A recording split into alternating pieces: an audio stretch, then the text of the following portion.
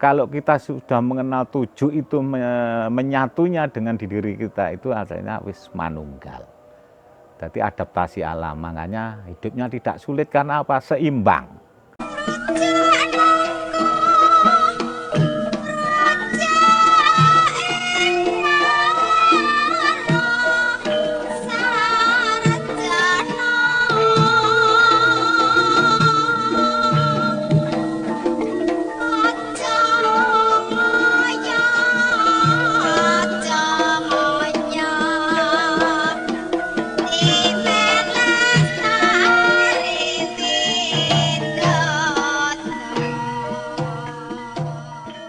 Rahayu, rahayu, rahayu, Basuki Wilujeng kang pinanggih. Di dalam budaya Jawa, adat istiadat Jawa itu tidak meninggalkan alam semesta. Jadi manusia Jawa itu identik melekat dengan alam. Artinya begini, kan urip ing alam donya iku kudu nguasai jagat gedhe. Jagat gedhe kuwi donya. Lan manunggal dados wiji ya nguasai jagat alit. Jagat alit itu alam kita, jadi unsur tubuh kita keseluruhan. Artinya apa? Di dalam diri kita terdapat bumi sapitu. Bumi sapitu apa saja? Wulu, kuku, kulit, getih, balung, sungsum, lan sijine urat itu tadi. Itu saumpama di jagat alit kita, di unsur kita. Jadi wulu, kuku, kulit, getih, balung, sungsum. Nek di bumi kita ya yang ada di alam kita nih. Makanya zaman kerajaan dulu nguasai 7 sampai ke 8. Namanya apa? Hasta Brasta. Tadi 8 unsur yang di alam kita ini termasuk Sang Surya, Sang Chandra. Sang Surya itu sengenge, Sang Chandra itu bulan, Kartika. Kartika itu bulan. Maruta. Tadi berapa tadi? Surya, Chandra, Kartika, Maruta. Maruta itu angin. Bantala, Bantolo. Bantolo itu bumi. Terus Bayu, ya. Bayu tadi sudah angin ya. Samudra, gitu loh. Nah, dari 7 itu sudah kalau kita sudah mengenal 7 itu menyatunya dengan diri kita itu artinya wis manunggal. Jadi adaptasi alam, makanya hidupnya tidak sulit karena apa? Seimbang. Lah dalam keseimbangan di donya mesti ono rong perkara, ono bengi, ono awan, ono lanang, ono wedok, ono bunga, ono susah, lan sak panunggalane. Artinya di dalam kehidupan dunia ini ada 2 makhluk yang turun ke bumi, makanya anak lanang, anak wedok. Lama nunggale anak wedok itulah yang kita untuk lek jare wong sesepuh iso nemokno jombono karep. Lah jombono karep itu sebuah persatuan. Kalau di India seperti Kama Sutra itu. Tadi goleki balung kang pisah. Dadi goleki gandenge lanang kelawan wadon. Lek wis gandeng dadi jejodohan ngono lho. Lah jejodohan apa? Di tahun baru ini, tahun Suro ini, kita harus menyucikan diri itu membersih diri kita masing-masing untuk membuat bibit yang unggul, yang baru, yang suci, yang istilahnya trah yang baik, tes sing apik. Dadi tes putih iku teko bobo, tes abang teko biyung, manunggal dados wiji. Lek wis manunggal dados siji kan teko cikal bakal, teko apa? Asmara. Lah asmara itu cinta. Itu kalau dalam dunia paseduluran. Manjinge Bathara Kamajaya lan Ratih. warnane kuning, kuning ku kesenengan, manggone ndek kulon, perlambange kuning, kun wadah ning bersih.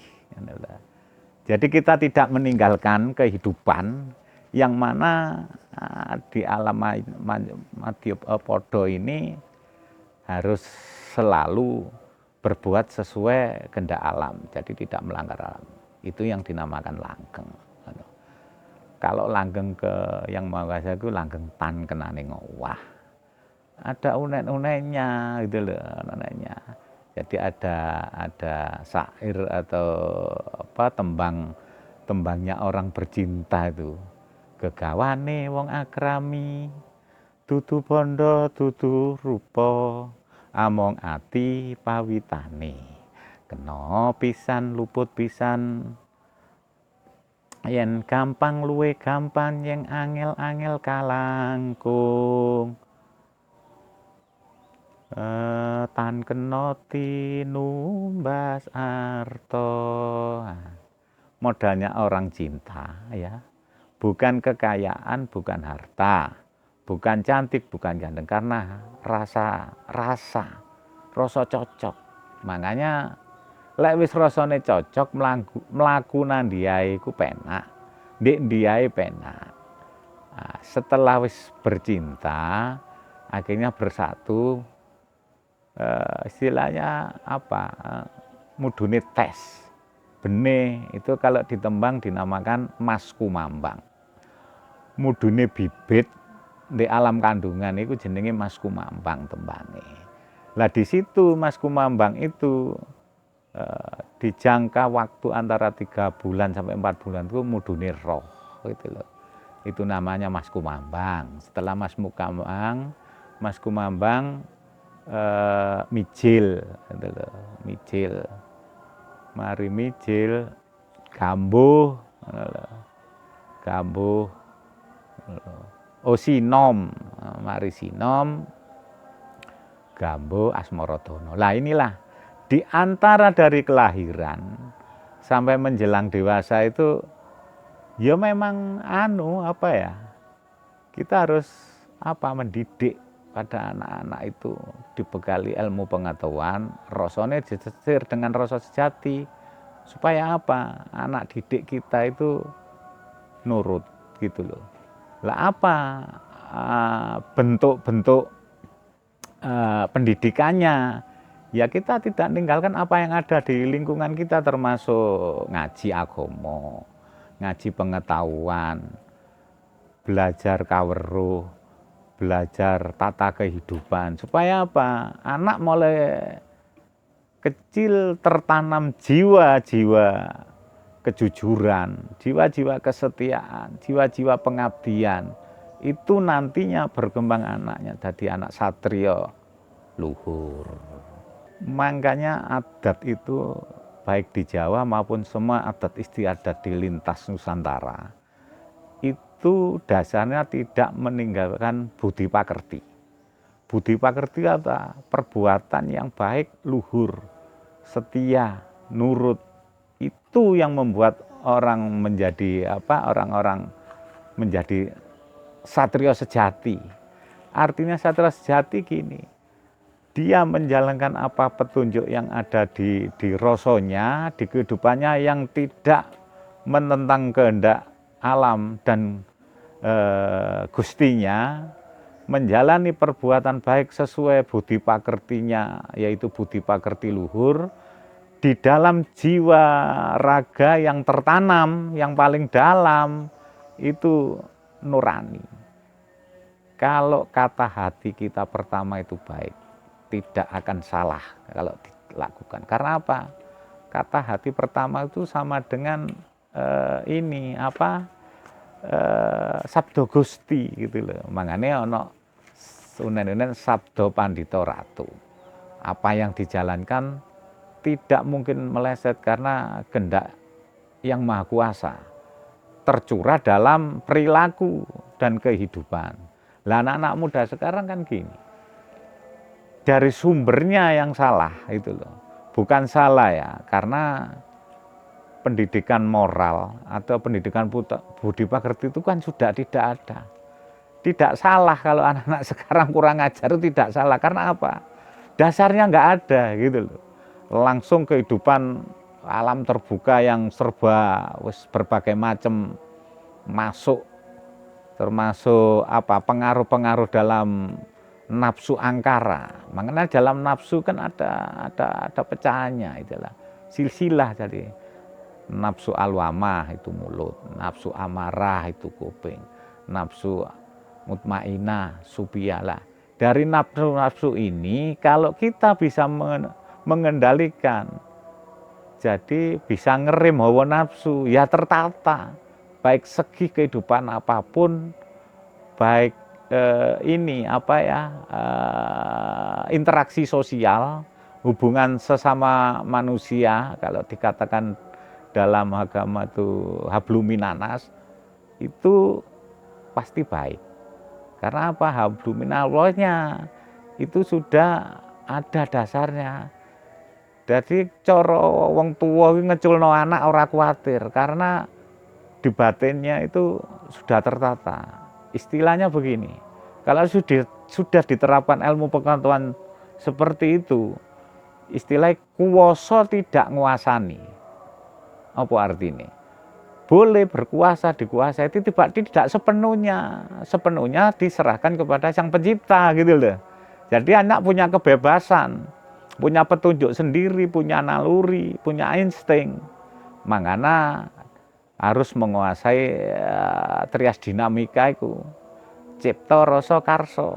Cipta itu alam feeling, alam pikir. Kalau pikir kita sudah menciptakan hal yang baik, diseleksi di rasa yang baik, di karsana melahirkan sebuah karya terbaik. Bahkan sangat baik, tidak meleset itu, karena seleksinya itu di tengah. Istilah di tengah itu timbangan, di hati, di rasa, di kalbu itu timbangan. Kalau alam pikir itu halusinasi kan macam-macam, berputar sana-sana. Tapi begitu dirasakan, diseleksi, disaring, di timbangannya itu di rasa sejati, di tengah-tengah, di alam batin kita, pasti melahirkan sebuah karya, karso. Lah, mau menciptakan apa, mau mengkaryakan apa? Kalau di generasi sekarang istilahnya punya feeling mau menciptakan sebuah karya ilmiah atau karya cipta, itu mesti inspirasinya bagus. Karena apa? Sudah hening, wening, bersih gitu loh. Makanya ilmu itu temune kanthi laku itu benar. Leluhur kita tidak salah kok menciptakan itu. Karena apa? Dia sudah sangat dekat sekali dengan sanjang wenang, sanjang cipta, sanjang rasa, sama yang tunggal itu. Makanya untuk memanunggalkan sebuah keinginan itu tidak mudah. Tapi kalau mau belajar, gak ono angele, pasti ketemu apa yang dicita-citakan. Itu loh. Jadi kami mohon untuk generasi penerus, jangan lupa gali sejarah, gali ilmu pengetahuan leluhur kita. Leluhur kita tuh sudah menguasai kecerdasan intelektual apa, cerdas orang dulu. Karena apa? Ono tembung eling tan kenaning lali. Jadi tidak bisa lupa. Kenapa? Karena otaknya selalu diasah, cerdas. Akhirnya menjadikan urip tan kenaning pati. Artinya urip hidup abadi. Maksudnya abadi begini. Lek uripe penak, mesti umure dawa, itu dipastikan. Lek uripe ganak kan loroh-loron, wis durung tutuk sik bluluke roto. Cengkir roto. Lah ono wong lawas sampai klopo sak janjang tuwek-tuwek gak roto-roto. Karena apa? Dia sangat dekat sekali dengan ya Sang Pencipta gitu loh. Jadi ilmunya mengalir. Makanya manunggaling kawula lan Gusti kan gitu. Lah kalau di zaman sekarang manusia kawula dan masyarakat, pemerintahan dan masyarakat kalau keseimbang, makanya kembali lagi pada season pertama, negara ki akan ketata lek wis negara ki adil. Makmure wis akeh dinas sosial, dinas apa, lembaga apa sosial. Tapi adilnya akan belum. Lah nanti akan turun namanya Ratu Adil.